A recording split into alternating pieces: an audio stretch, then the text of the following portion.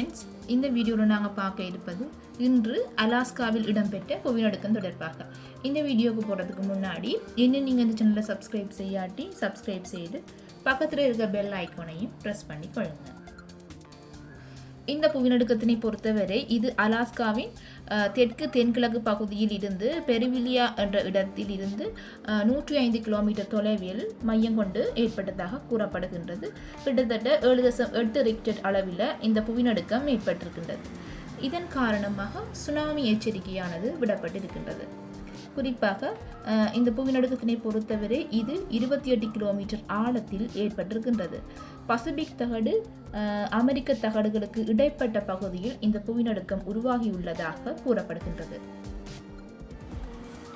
Tsunami எச்சரிக்கை விடப்பட்ட இடங்களை நாங்கள் அவதானிக்கின்ற போது தெற்கு அலாஸ்கா பென்சுலா, பசிபிக் என்ற கரையோரங்கள், கெனடி முகத்துவாரங்கள், ஜுனிமாக் பாஸ், அலூசியன் தீவு உட்பட அனைத்து பிரதேசங்களிலும் இந்த சுனாமி எச்சரிக்கையானது விடப்பட்டிருக்கின்றது.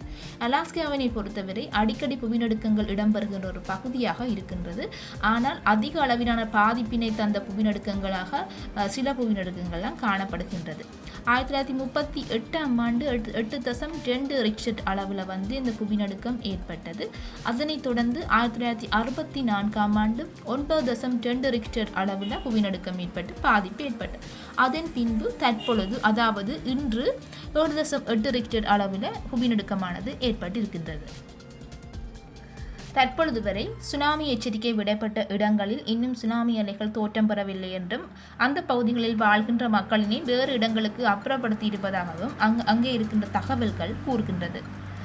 ஓகே ஃப்ரெண்ட்ஸ், இந்த வீடியோ உங்களுக்கு மிகவும் பயனுள்ள வீடியோவாக அமைந்திருக்கும் என்று நான் நினைக்கின்றேன். மேலும் இந்த வீடியோ உங்களுக்கு பிடிச்சிருந்தால் லைக் பண்ணுங்கள், கமெண்ட் பண்ணுங்கள், உங்கள் ஃப்ரெண்ட்ஸுக்கும் இதை ஷேர் பண்ணிக்கொள்ளுங்கள். மீண்டும் இன்னொரு வீடியோவில் நான் உங்களை சந்திக்கின்றேன். நன்றி.